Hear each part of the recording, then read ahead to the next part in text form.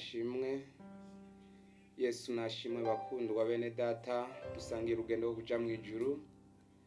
Ndabaramukije mu izina rya Yesu. Shalom abari kure n'abari hafi. Tugize amahirwe yo kongera kuronka amahirwe yo kongera guhumeka impwemu z'abari bazima kuri ino tariki ya 24. Imana yatugiriye neza.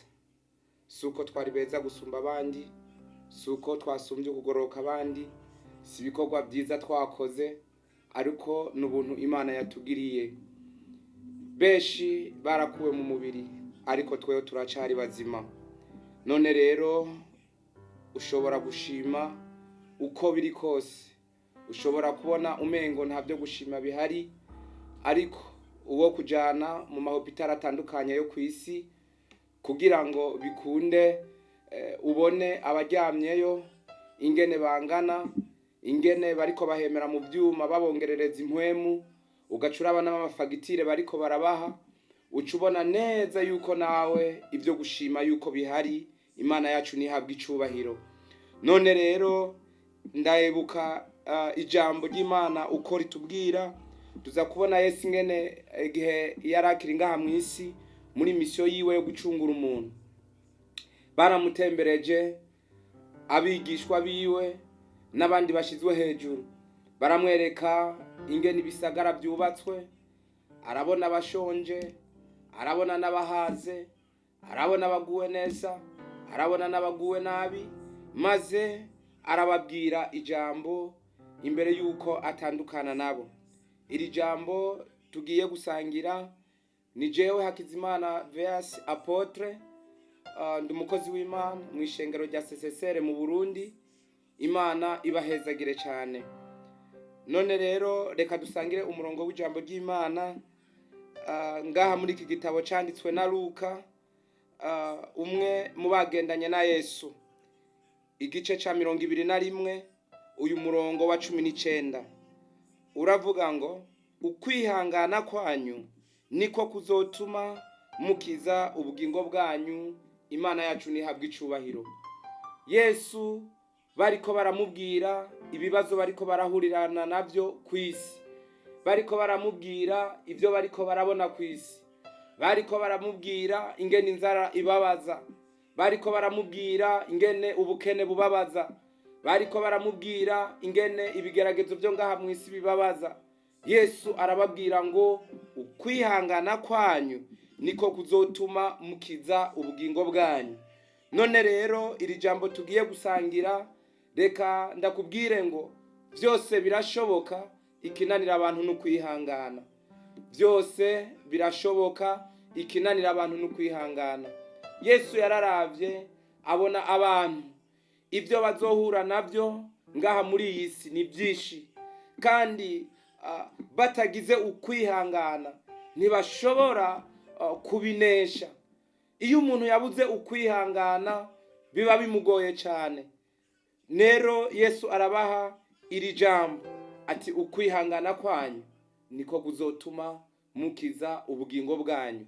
Nagira ndakubwire wowe uri kuranyumviriza, ushobora kuba uri kuranyumviriza uri muri Amerika, ushobora kuba uri kuranyumviriza nawe uri ngaha mu Burundi, ushobora kuba uri kuranyumviriza uri ku mugabane wa Aziya canke wa Afrika, ariko ntibivuze yuko washitse mu ijuru.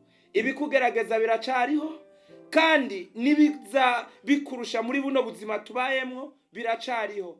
Ariko Yesu araraba arabyitegereza byose ko yabonera kure ibizokuba ko nanje bizombako. Aravuga ngo ukwihangana kwawe, ukwihangana kwanje, ukwihangana kwacu niko kuzotuma dukiza ubugingo bwacu.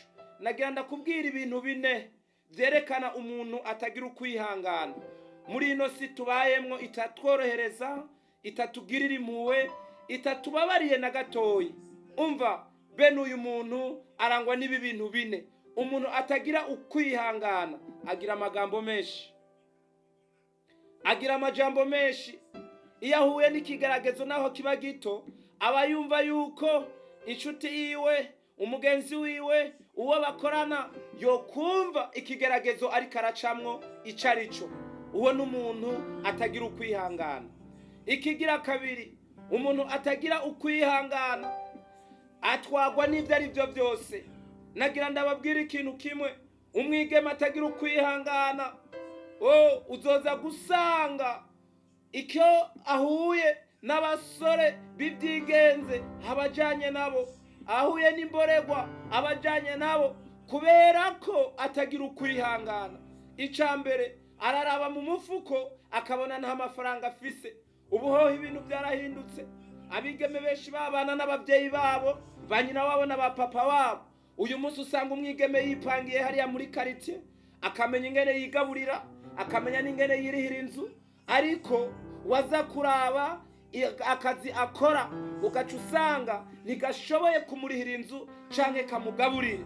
Rero bene uwo mwigeme iyo atagira ukwihangana, iyo ahuye n'abasambanyi ajana nabo, iyo ahuye n'abamutuma kwiba ajana nabo, maze ibyo byose bikamukwegera ingaruka yo kuzotuma ubugingo bwiwe buzotererwa muri gihonomu. Abenshi uzobasanga muri prison centrale bapfunzwe, abandi bagahora batagiranira umubano mwiza n'abagenzi babo ndetse n'abasore, maze bigatuma ubugingo bwabo butamera neza.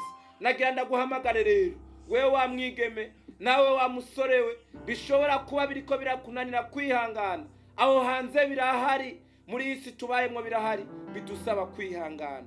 Ikigira gatatu, nagira ndakikubwire, umuntu atagira ukwihangana, bene uyu muntu atagira ukwihangana, nahahura n'akantu kariko kose aba yumva yuko umengo arapfuye. Ahora muri jewe ndagowe, ahora ati mbega nzobigenza gute, ahora n'umwidodombo mwinshi. Uyu muntu ikimuranga uza gusanga nta munezero agira, kubera ko aguma yifuza ivyo adafise, maze bigatuma bimukwegera mu byaha bitandukanye. Bene uwo muntu aba adafise ukwihangana. Icakane, umuntu atagira ukwihangana, naho yoronka ibyo afungura ku munsi ntibimubumba, aguma yumva akeneye byinshi. Bene uwo muntu nabumbwa n'ibyo afise, kubera ko atagira ukwihangana. Ariko uza gusanga igihe cyose ahora agiranira intambara na bagenzi biwe, akumva umengo yoshika ku byo ashaka ku nguvu, byanka byakunda, ariko kubera ko atagira ukwihangana, maze bikamugora kubishikako, kubera ko imitego agenda ahura nayo usanga imubuza kubishikako. Imana ibahezagire cyane. Birashoboka mu buzima urimwo ukabuhura n'ibigeragezo byinshi utagira ukwihangana. Nagira ndakubwire ngo saba ukwihangana. Ukwihangana kwawe niko kuzotuma utsinda ibihe turimwo.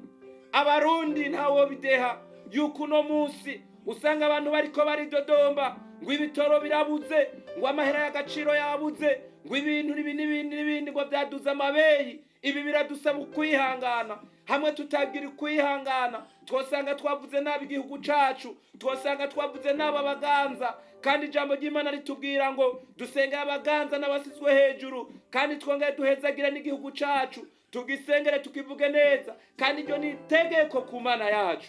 Yesu rero arababwira ngo ukwihangana kwanyu niko kuzotuma gukiza ubugingo bwacu. Rero bivuga neza ngo ugusenga kwawe bifatikanije no kwihangana, ugukora kwawe bifatikanije no kwihangana, bizotuma Uburundi n'abarundi n'isi, Afrika n'imigabane yose igize isi bihinduka. Imana iguhezagire cyane. Shalom, shalom, shalom.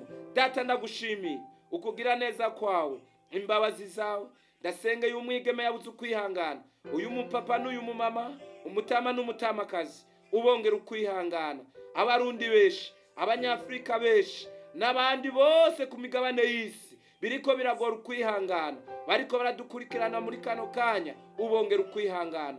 Gutyo uzudushitse ko kwico watuvuze ko, kubera ko twihanganye. Mu izina rya Yesu ndabisenzemwo.